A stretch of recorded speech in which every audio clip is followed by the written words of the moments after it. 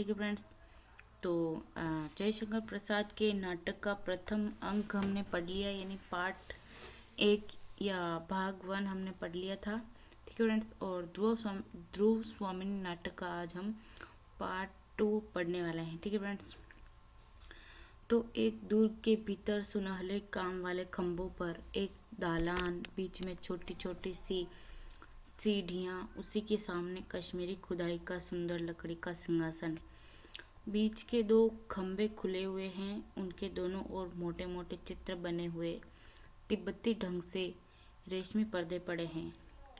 सामने बीच में छोटा सा आंगन की तरह, जिसके दोनों ओर क्यारियाँ, उनमें 2-4 पौधे और लताएं फूलों से लदी दिखलाई पड़ रही हैं। ठीक है। कोमा कोमा फ्रेंड्स, जो शकराज है, जिसने रामगुप्त के राज्य पर आक्रमण या धावा बोला है, तो कोमा जो है वो शकराज की पत्नी है। ठीक है फ्रेंड्स। धीरे धीरे पौधों को देखते हुए प्रवेश करके इन्हें सींचना पड़ता है। ठीक है। कोमा कह रही हैं इन्हें सींचना पड़ता है, नहीं तो इनकी रुखाई और मलिनता सौंदर्य पर आवरण डाल देती हैं। देखकर आज तो इनके पत्ते धुले हुए भी नहीं हैं, इनमें फूल जैसे मुकुलित होकर ही रह गए हैं। खिलखिलाकर हंसने का मानो इन्हें बल नहीं। सोचकर ठीक इधर कई दिनों में महाराज अपने युद्ध विग्रह में लगे हुए हैं और मैं भी यहाँ नहीं आई, तो फिर इनकी चिंता कौन करता। उस दिन मैंने यहाँ 2 मंच और भी रख देने के लिए कह दिया था, पर सुनता कौन है। सब जैसे रक्त के प्यासे, प्राण लेने और देने में पागल। वसंत का उदास और असल पवन आता है, चला जाता है, कोई उस स्पर्श से परिचित नहीं। ऐसा तो वास्तविक जीवन नहीं है। सीढ़ी पर बैठकर सोचने लगते हैं। प्रणय, प्रेम जब सामने से आते हुए तीव्र आलोक की तरह आंखों में प्रकाश पुंज उड़ेल देता है, तब सामने की सब वस्तुएं और भी अस्पष्ट हो जाती हैं। अपनी ओर से कोई भी प्रकाश की किरण नहीं, तब वही, केवल वही हो पागलपन, भूल हो, दुख मिले। प्रेम करने की एक ऋतु होती है, उसमें चूकना, उसमें सोच समझकर चलना, दोनों बराबर हैं। सुना है दोनों ही संसार के चतुरों की दृष्टि से मूर्ख बनते हैं। तब कोमा, तू किसे अच्छा समझती हैं। फिर कोमा एक गाना गाती हैं। यौवन तेरी चंचल छाया, इसमें बैठे घूंट भर पी लूं, जो रस तू है लाया, मेरे प्याले में पद बनकर कब तू छली समाया। जीवन वंशी के छिद्रों में स्वर बनकर लहराया, पल भर रुकने वाले कहे तू पथिक कहाँ से आया। चुप होकर आंखें बंद किए तन्मय होकर बैठी रह जाती हैं। फिर शकराज का प्रवेश होता है, यानी शकराज आता है, जो कोमा का पति है। हाथ में एक लंबी तलवार लिए चिंतित भाव से आकर इस तरह खड़ा होता है, जिससे कोमा को नहीं देखता। शकराज, खिंगल अभी नहीं आया क्या? वह बंदी तो नहीं कर लिया गया? बंदी यहाँ पे बंदी, ठीक है फ्रेंड्स, बंदी नहीं। यदि वे अंधे नहीं हैं तो उन्हें अपने सिर पर खड़ी विपत्ति दिखाई देनी चाहिए। सोचकर विपत्ति केवल उन्हीं पर तो नहीं है, हम लोगों को भी रक्त की नदी बहानी पड़ेगी। चित्त बड़ा चंचल हो रहा है, तो बैठ जाऊं इस एकांत में, अपने बिखरे हुए मन को संभाल लूं। इधर उधर देखता है। कोमा आहट पाकर खड़ी होती है उसे देखकर। अरे कोमा, कोमा। कोमा कहती है, हाँ महाराज, क्या आज्ञा है। शकराज उसे स्निग्ध भाव से देखकर, आज्ञा नहीं कोमा, तुम्हें आज्ञा न दूंगा। तुम रूठी हुई सी क्यों बोल रही हो। ठीक है फ्रेंड्स। तो कोमा इसलिए रूठ रही हैं क्योंकि वो उसने ध्रुव स्वामिनी को मांगा है और ध्रुव स्वामिनी का वो इंतज़ार कर रहा है शकराज। ठीक है। तो ये जो बात है वो कोमा को अच्छी नहीं लग रही है, इसलिए वो मतलब रूठ गई हैं और थोड़ा यूं उसको जता रही है कि क्या आज्ञा है, मैं क्या आपकी सेवा कर सकती हूँ, ऐसे। तो कोमा, रूठने का सुहाग मुझे मिला कब। शकराज, आजकल मैं जैसी भीषण परिस्थिति में हूँ उसमें अन्यमनस्क होना स्वाभाविक है। तुम्हें यह भूल न जाना चाहिए कोमा। तो क्या आपकी दुश्चिंताओं में मेरा भाग नहीं? मुझे उससे अलग रखने से क्या वह परिस्थिति कुछ सरल हो रही है? शकराज, तुम्हारे हृदय को उन दुर्भावनाओं में डालकर व्यथित नहीं करना चाहता। मेरे सामने जीवन मरण का प्रश्न है। कोमा, प्रश्न स्वयं किसी के सामने नहीं आते। मैं तो समझती हूँ मनुष्य उन्हें जीवन के लिए उपयोगी समझता है। मकड़ी की तरह लटकने के लिए अपने आप ही जाला बुनता है।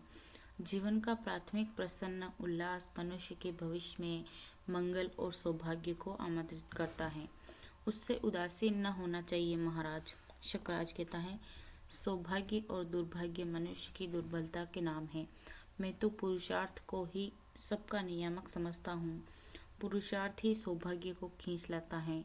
हाँ, मैं इस युद्ध के लिए उत्सुक नहीं था। कोमा, मैं ही दिग्विजय के लिए नहीं निकला था। कोमा, संसार के नियम के अनुसार आप अपने से महान के सम्मुख थोड़ा सा विनीत बनकर उस उपद्रव से अलग रह सकते थे। शकराज, यही तो मुझसे नहीं हो सकता। कोमा, अभावमय लघुता में मनुष्य अपने को महत्वपूर्ण दिखाने का अभिनय न करें तो क्या अच्छा नहीं है? शकराज चिढ़कर, यह शिक्षा अभी रहने दो कोमा। मैं किसी तरह से बड़ा नहीं हूँ तो छोटा भी नहीं बनना चाहता। तुम अभी तक पाषाणी प्रतिमा की तरह वहीं खड़ी हो। मेरे पास आओ। कोमा, पाषाणी? हाँ राजा, पाषाणी के भीतर भी कितने मधुर स्रोत बहते रहते हैं। उनमें मदिरा नहीं, शीतल जल की धारा बहती है। प्यासों की तृप्ति, यानी कि प्यासों की तृप्ति मतलब प्यासों की प्यास शांत होती है उससे।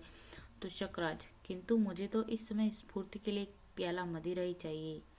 कोमा स्थिर दृष्टि से देखती हुई, मैं ले आती हूँ, आप बैठिए। कोमा एक छोटा सा मंच रख देती हैं और चली जाती हैं। शकराज मंच पर बैठ जाता है। खिंगल का प्रवेश। शकराज, कहो जी, क्या समाचार है? खिंगल, महाराज, मैंने उन्हें अच्छी तरह समझा दिया है कि हम लोगों का अवरोध दृढ़ है। उन्हें दो में से एक करना ही होगा, या तो अपने प्राण दे, अन्यथा मेरे संधि के नियमों को स्वीकार करें। शकराज उत्सुकता से, तो वे समझ गए? खिंगल, दूसरा उपाय ही क्या था महाराज? यह छोकड़ा रामगुप्त समुद्रगुप्त की तरह दिग्विजय करने निकला था। उसे इन बीहड़ पहाड़ी घाटियों का परिचय नहीं मिला था, किंतु सब बातों को समझकर वह अपने नियमों को मानने के लिए बाध्य हुआ। यानी कि रामगुप्त जो इन्होंने नियम रखे थे या जो शर्तें रखी थी वो मानने के लिए बाध्य हो गया, यानी मजबूर हो गया। शकराज प्रसन्नता से उठकर दोनों हाथ पकड़ लेता है। तुम सच कहते हो? मुझे आशा नहीं। क्या मेरा दूसरा प्रस्ताव भी रामगुप्त ने मान लिया? स्वर्ण के कलश में मदिरा लेकर कोमा चुपके से आकर पीछे खड़ी हो जाती है। खिंगल, ठीक है, कोमा सुन रही है चुपचाप। खिंगल बोलता है, हाँ महाराज। उसने मांगे हुए सब उपहारों को देना स्वीकार किया और ध्रुव स्वामिनी भी आपकी सेवा में शीघ्र ही उपस्थित होती हैं। कोमा चौंक उठती है और शकराज प्रसन्नता से खिंगल के हाथों को झकझोरने लगता है। शकराज, खिंगल, तुमने कितना सुंदर समाचार सुनाया। आज देवपुत्रों की स्वर्गीय आत्माएं प्रसन्न होंगी। उनकी पराजयों का यह प्रतिशोध है। यानी कि जो शकराज हैं उनके जो मतलब पूर्वज हैं वो गुप्तों से हारे हुए थे, ठीक है। तो इसलिए जो शकराज है वो कह रहा है कि जो हमारे पूर्वज हैं उनकी पराजयों का यह प्रतिशोध है। हम लोग गुप्तों की दृष्टि में जंगली, बर्बर और असभ्य हैं, तो फिर मेरी प्रतिहिंसा ही बर्बरता के भी अनुकूल होगी। हाँ, मैं अपने शूर सामंतों के लिए भी स्त्रियां मांगी थी। यानी कि जो शकराज है वो मतलब स्त्रियों से मतलब एक तरीके से प्रतिशोध ले रहा है, ठीक है। स्त्रियों की बदहाली करके ये लोग उनकी पराजयों का प्रतिशोध लेना चाह रहे हैं, ठीक है। खिंगल, वे भी साथ ही आएंगी। शकराज, तो फिर सोने की झांझ वाली नाच का प्रबंध करो। इस विजय का उत्सव मनाया जाए और मेरे सामंतों को भी शीघ्र बुला लाओ। खिंगल का प्रस्थान, खिंगल चला जाता है। शकराज अपनी प्रसन्नता में उद्विग्न सा इधर उधर टहलने लगता है और कोमा अपना कलश लिए हुए धीरे धीरे सिंहासन के पास जाकर खड़ी हो जाती है। 4 सामंतों का प्रवेश होता है। दूसरी ओर से नर्तकियों का दल आता है। शकराज उनकी ओर ही देखता हुआ सिंहासन पर बैठ जाता है। सामंत लोग उसके पैरों के नीचे सीढ़ियों पर बैठते हैं। नर्तकियां नाचती हुई गाती हैं गाना। अस्ताचल पर युवती संध्या की खुली अलग घुंघराली है। लो मानिक मदिरा की धारा अब बहने लगी निराली है। बरीली पहाड़ियों ने अपनी झीलों की रत्नमयी प्याली झुक चली चूमने बल्लरियों से लिपटी तरु की डाली है। यह लगा पिघलने मानिनियों का हृदय मृदु प्रणय रोष भरा। वे हंसती हुई दुलार भरी मधु लहर उठाने वाली हैं। भरने निकले हैं प्यार भरे जोड़े कुंजों की झुरमुट से। इस मधुर अंधेरी में अब तक क्या इनकी प्याली खाली हैं। भर उठी प्यालियां सुमनों ने सौरभ मकरंद मिलाया है। कामिनियों ने अनुराग भरे अधरों से उन्हें लगा ली है। वसुधा मदमाती हुई उधर आकाश लगा देखो झुकने। सब झूम रहे अपने सुख में तूने क्यों बाधा डाली है। नर्तकियां जाने लगती है। एक सामंत, श्रीमान, इतनी बड़ी विजय के अवसर पर इस सूखे उत्सव से संतोष नहीं होता, जबकि कलश सामने भरा हुआ रखा है। शकराज, ठीक है, इन लोगों को केवल कहकर ही नहीं प्यालियां भरकर भी देनी चाहिए। यानी कि जो शराब के लिए कह रहा है वो एक सामंत, तो सब पीते हैं और नर्तकियां एक एक को सानुरोध पान कराती हैं। दूसरा सामंत, श्रीमान की आज्ञा मानने के अतिरिक्त दूसरी गति नहीं। उन्होंने समझ से काम लिया, नहीं तो हम लोगों को इस रात की कालिमा में रक्त की लाली मिलानी पड़ती। तीसरा सामंत, क्यों बकबक करते हो, चुपचाप इस बिना परिश्रम की विजय का आनंद लो। लड़ना पड़ता तो सारी हेकड़ी भूल जाती। दूसरा सामंत क्रोध से लड़खड़ाता हुआ उठता है। हमसे? तीसरा सामंत, हाँ जी तुमसे। दूसरा सामंत, तो फिर आओ तुम्ही से निपट ले। सब परस्पर लड़ने की चेष्टा कर रहे हैं। शकराज खिंगल को संकेत करता है। वह उन लोगों को बाहर लेवा जाता है, यानी बाहर ले जाता है। तोरीनाद। शकराज, रात्रि के आगमन की सूचना हो गई। दुर्ग का द्वार अब शीघ्र ही बंद होगा। अब तो हृदय अधीर हो रहा है। खिंगल खिंगल का पुनः प्रवेश। खिंगल, दुर्ग तोरण में शिविकाएं आ गई हैं। शकराज गर्व से, तब विलंब क्यों, उन्हें अभी ले आओ। खिंगल सविनय, किंतु रानी की एक प्रार्थना है, यानी कि ध्रुव स्वामिनी की एक प्रार्थना है। ध्रुव स्वामिनी वहाँ शकराज के वहाँ आ चुकी हैं, ठीक है। तो खिंगल कह रहा है, तो शकराज कह रहा है कि उनको ले आओ। तो खिंगल कह रहा है कि रानी की एक प्रार्थना है। शकराज पूछ रहा है क्या, यानी कौन सी प्रार्थना है। खिंगल, वह पहले केवल श्रीमान से ही सीधे भेंट करना चाहते हैं, उसकी मर्यादा। शकराज ठठाकर हंसते हुए, क्या कहा, मर्यादा? भाग्य ने झुकने के लिए उन्हें विवश कर दिया है। उन लोगों के मन में मर्यादा का ध्यान और भी अधिक रहता है। यह उनकी दयनीय दशा है। खिंगल, वह श्रीमान की रानी होने के लिए आ रही हैं। शकराज हंसकर, अच्छा तुम मध्यस्थ होना, तुम्हारी बात मानकर मैं उससे एकांत में ही भेंट करूंगा। जाओ। खिंगल का प्रस्थान। खिंगल जाता है। कोमा, ठीक है, जो शकराज की पत्नी है वो कह रही हैं, महाराज मुझे क्या आज्ञा है, यानी कि वो दासी जैसी बातें कर रही है, ठीक है। कोमा, तो शकराज चौंक कर, अरे तुम अभी यहीं खड़ी हो, मैं तो जैसे भूल ही गया था। हृदय चंचल हो रहा है, मेरे समीप आओ कोमा। कोमा, नई रानी के आगमन की प्रसन्नता से। शकराज थोड़ा संभल कर, नई रानी का आना क्या तुम्हें अच्छा नहीं लगा कोमा? कोमा निर्विकार भाव से, संसार में बहुत सी बातें बिना अच्छे हुए भी अच्छी लगती हैं और बहुत सी अच्छी बातें बुरी मालूम पड़ती हैं। शकराज झुंझला कर, तुम तो आचार्य मिहिर देव की तरह दार्शनिकों सी बातें कर रही हो। कोमा, वे मेरे पिता तुल्य हैं, उन्हीं की शिक्षा में मैं पली हूँ। हाँ ठीक है, जो बातें राजा को अच्छी लगे वे ही मुझे भी रुचनी ही चाहिए। शकराज अव्यवस्थित होकर, अच्छा तुम इतनी अनुभूतिमयी हो, यह मैं आज जान सका। कोमा, राजा, तुम्हारे स्नेह सूचनाओं की सहज प्रसन्नता और मधुर आलापों ने जिस दिन मन के नीरस और नीरव शून्य में संगीत की वसंत की और मकरंद की सृष्टि की थी, उसी दिन से मैं अनुभूतिमयी बन गई हूँ। क्या वह मेरा भ्रम था? कह दो, कह दो कि मैं वह तेरी भूल थी।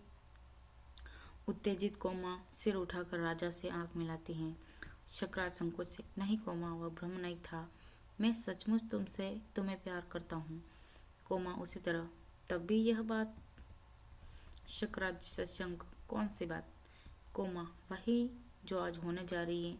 मेरे राजा, आज तुम एक स्त्री को अपने पति से विच्छिन्न कराकर अपने गर्व की तृप्ति के लिए कैसा अनर्थ कर रहे हो। शकराज बात उड़ाते हुए हंसकर, पागल कोमा, वह मेरी राजनीति का प्रतिशोध यानी वह मेरी राजनीति का बदला है। कोमा दृढ़ता से, किंतु राजनीति का प्रतिशोध क्या एक नारी को कुचले बिना नहीं हो सकता? शकराज, जो विषय न समझ में आवे उस पर विवाद न करो। कोमा खिन्न होकर, मैं क्यों न करूं? ठहर कर, किंतु नहीं, मुझे विवाद करने का अधिकार नहीं, यह मैं समझ गई।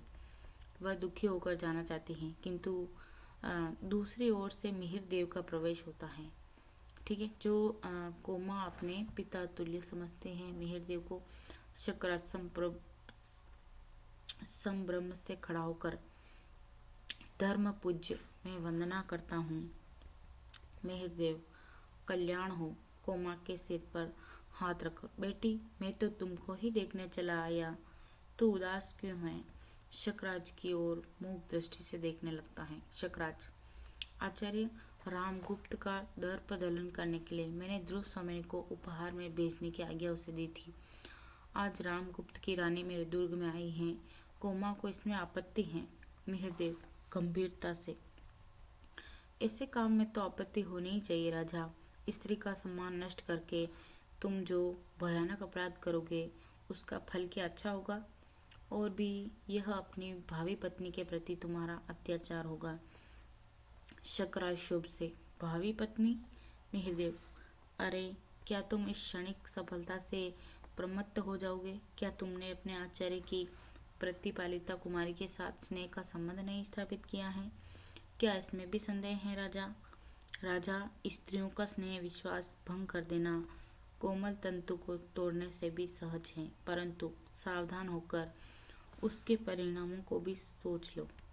शकराज, मैं समझता हूँ कि आप मेरे राजनीतिक कामों में हस्तक्षेप न करें तो अच्छा हो। मिहिरदेव, राजनीति? राजनीति ही मनुष्य के लिए सब कुछ नहीं है। राजनीति के पीछे नीति से भी हाथ न धो बैठो, जिसका विश्व मानव के साथ व्यापक संबंध है।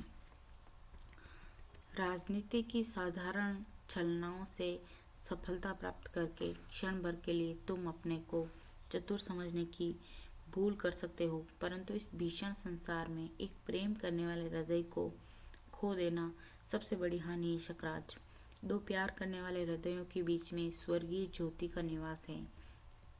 शकराज, बस बहुत हो चुका, आपके महत्व की भी कोई सीमा होगी।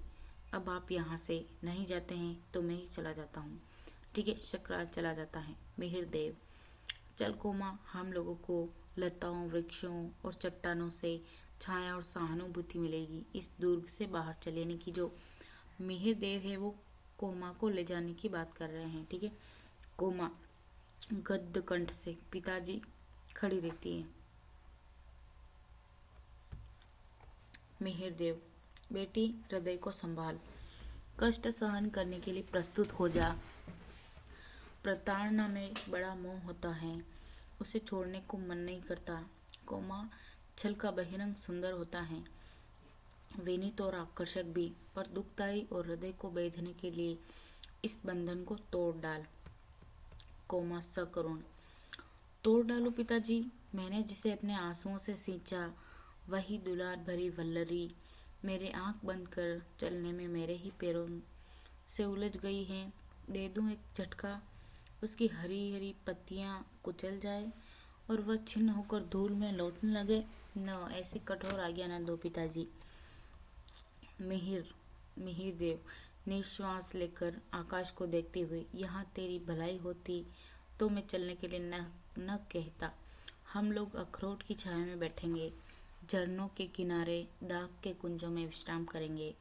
जब नीले आकाश में मेघों के टुकड़े मानसरोवर जाने वाले हंसों का अभिनय करेंगे, तब तू अपनी तकली पर ऊन काटती हुई कहानी कहेगी और मैं सुनूंगा। कोमा, तो चलूं? एक बार चारों ओर देख कर एक घड़ी के लिए मुझे मिहिरदेव ऊब कर आकाश की ओर देखता हुआ, तू नहीं मानती? वह देख, नील लोहित रंग का धूमकेतु अविचल भाव से इस दूर की ओर कैसा भयानक संकेत कर रहा है। कोमा उधर देखते हुए, तब एक क्षण मुझे मिहिरदेव, पागल लड़की, अच्छा मैं फिर आऊँगा, तू सोच ले, विचार कर ले, ठीक है? फिर मिहिरदेव चले जाते हैं। कोमा, जाना ही होगा, तब यह मन की उलझन क्यों? अमंगल का अभिशाप अपनी क्रूर हंसी से इस दूर को कंपा देगा और सुख के स्वप्न विलीन हो जाएंगे। मेरे यहाँ रहने से उन्हें अपने भावों को छिपाने के लिए बनावटी व्यवहार करना होगा। यानी कि जो ध्रुव स्वामिनी हैं उससे वो कैसे बात करेगा, मैं यहाँ रहूँगी तो जो है वो अशक राज को बनावटी व्यवहार करना होगा मेरे सामने। पग पग पर अपमानित होकर मेरा हृदय उसे सह न सकेगा। तो चलूं, यही ठीक है पिताजी। ठहरिए, मैं आती हूँ। कोमा प्रवेश करके, शकराज प्रवेश करके कोमा। ठीक है, तो ऐसे में वो दोनों जा रहे होते हैं, कोमा और मिहिरदेव। तो उसी टाइम शकराज आ जाता है। शकराज कहता है कोमा, तो कोमा कहती हैं, जाती हूँ राजा।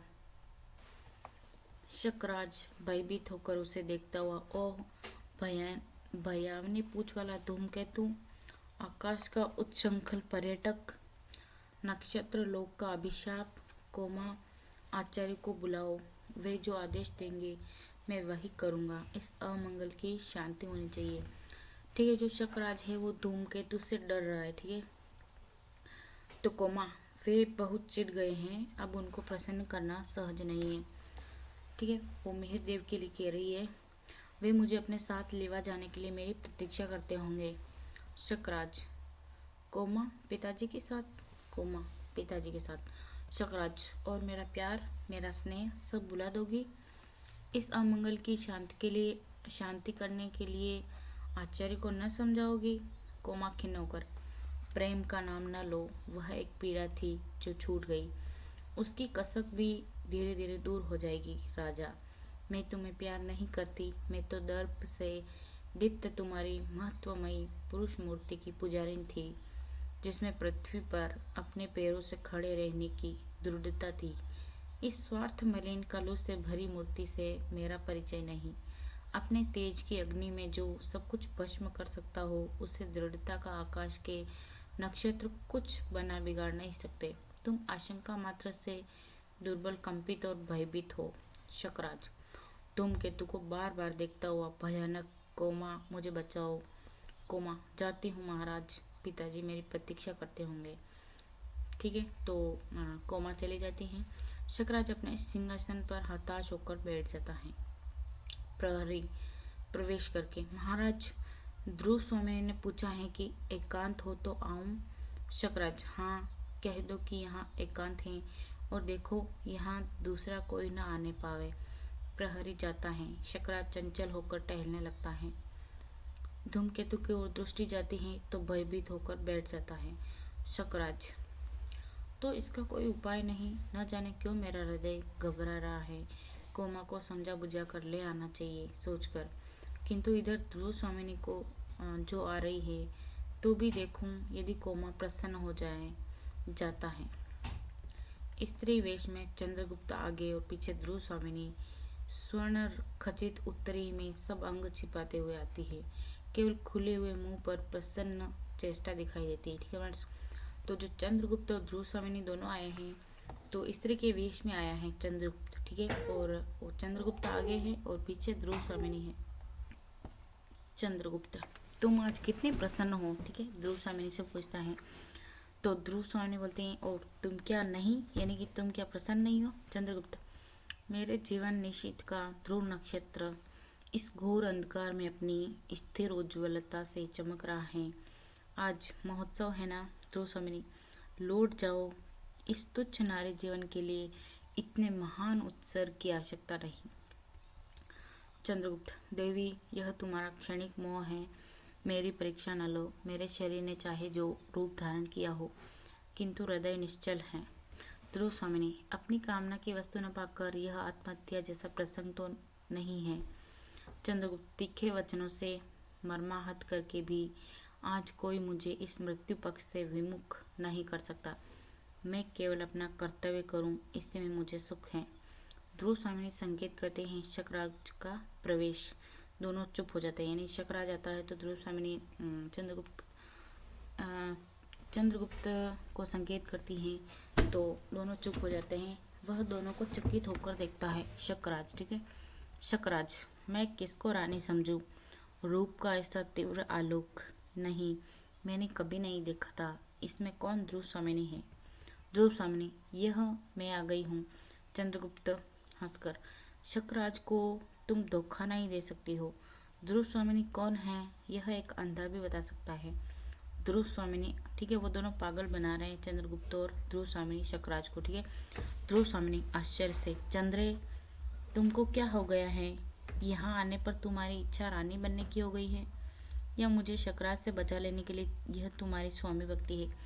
शकराज चकित होकर दोनों की ओर देखता है। चंद्रगुप्त, कौन जाने तुम ही ऐसा कर रही हो।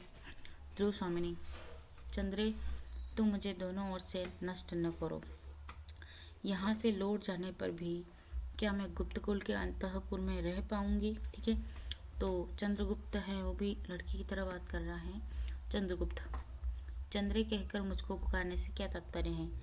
यह अच्छा झगड़ा तुमने फैलाया, इसलिए मैंने एकांत में मिलने की प्रार्थना की थी। ठीक है, तो दोनों पागल बनाने की कोशिश कर रहे हैं चंद्रगुप्त और ध्रुव स्वामिनी शकराज को। ठीक है, ध्रुव स्वामिनी, तो क्या मैं यहाँ भी चली जाऊंगी? शकराज, ठहरो, दोनों को ध्यान से देखता हूँ। क्या चिंता यदि मैं दोनों को ही रानी समझ लूँ? ठीक है, वो तो थोड़ा ज़्यादा ही पागल है। शकराज तो कह रहा है कि मैं दोनों को ही अपनी रानी समझ लूँ। ध्रुव स्वामिनी, चंद्रगुप्त, हैं। शकराज, क्यों, इसमें क्या बुरी बात है? चंद्रगुप्त, जी नहीं, यह नहीं हो सकता।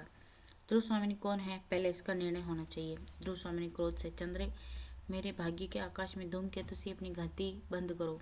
शकराज धूमकेतु की ओर देखकर भयभीत सा, ओह भयानक, व्यग्र भाव से टहलने लगता है। चंद्रगुप्त शकराज की पीठ पर हाथ रखकर, सुनिए ध्रुव स्वामिनी, चंद्रगुप्त, इस धमकी से कोई लाभ नहीं। ध्रुव स्वामिनी, तो फिर मेरा और तुम्हारा जीवन मरण साथ ही होगा। चंद्रगुप्त, तो डरता कौन है, दोनों ही शीघ्र कटार निकाल लेते हैं। ठीक है, तो दोनों शकराज को मारने के लिए ही आए थे दोनों साथ में, तो दोनों उसको पागल बना रहे हैं, बातों बातों में उसको उलझा रहे हैं। ठीक है, धूमकेतु का नाम लेके उसको डरा रहा है और ठीक है, वैसे स्थिति में दोनों शीघ्र ही कटार निकाल लेते हैं। ठीक है, तो शकराज घबरा कर, हैं यह क्या, तुम लोग क्या कर रहे हो? ठहरो, आचार्य ने ठीक कहा है, आज शुभ मुहूर्त नहीं। मैं कल विश्वसनीय व्यक्ति को बुलाकर इसका निश्चय कर लूँगा। आज तुम लोग विश्राम करो। ध्रुव स्वामी, नहीं, इसका निश्चय तो आज ही होना चाहिए। शकराज बीच में खड़ा होकर, मैं कहता हूँ ना। चंद्रगुप्त, वाह रे कहने वाले। ध्रुव स्वामी मानो चंद्रगुप्त के आक्रमण से भयभीत होकर पीछे हटते हैं और तूर्यनाद करते हैं। शकराज आश्चर्य से उसे सुनता हुआ सहसा घूमकर चंद्रगुप्त का हाथ पकड़ लेता है। ध्रुव स्वामी झटके से चंद्रगुप्त का उत्तरीय खींच लेते हैं और चंद्रगुप्त हाथ छुड़ाकर शकराज को घेर लेता है। ठीक है, वहाँ इनका युद्ध शुरू हो गया है तीनों का। ध्रुव स्वामी, चंद्रगुप्त और शकराज। शकराज चकित सा, यह तुम कौन प्रवंचक? चंद्रगुप्त, मैं हूँ चंद्रगुप्त, तुम्हारा काल। मैं अकेला आया हूँ तुम्हारी वीरता की परीक्षा लेने, सावधान। शकराज भी कटार निकालकर युद्ध के लिए अग्रसर होता है। युद्ध और शकराज की मृत्यु। ठीक है, तो वहाँ पे युद्ध होता है और शकराज की मृत्यु हो जाती है। बाहर दुर्ग में कोलाहल, ध्रुव स्वामी की जय का हल्ला मचाते हुए रक्तारक्त कलेवर सामंत कुमारों का प्रवेश होता है। ध्रुव स्वामिनी और चंद्रगुप्त को घेरकर समेत स्वरूप से ध्रुव स्वामिनी की जय हो। ठीक है, ध्रुव स्वामिनी के जयकारे के नारे लगते हैं। ठीक है फ्रेंड्स, तो ये था ध्रुव स्वामिनी का पार्ट 2। और इसके बाद हम ध्रुव स्वामिनी नाटक का पार्ट 3 भी पढ़ेंगे फ्रेंड्स, वो अगले वीडियो के अंदर पढ़ेंगे। तब तक के लिए धन्यवाद। और आपको ये नाटक समझ में आया हो, अच्छा लगा हो, तो वीडियो को लाइक कीजिए और प्लीज़ चैनल को ज़रूर सब्सक्राइब कीजिए, क्योंकि आपके एक लाइक, एक शेयर और एक सब्सक्राइब से हमें बहुत मोटिवेशन मिलता है कि हम आपके लिए ऐसे ही यूज़फुल एजुकेशनल वीडियोस लाते रहें। ठीक है फ्रेंड्स, थैंक यू।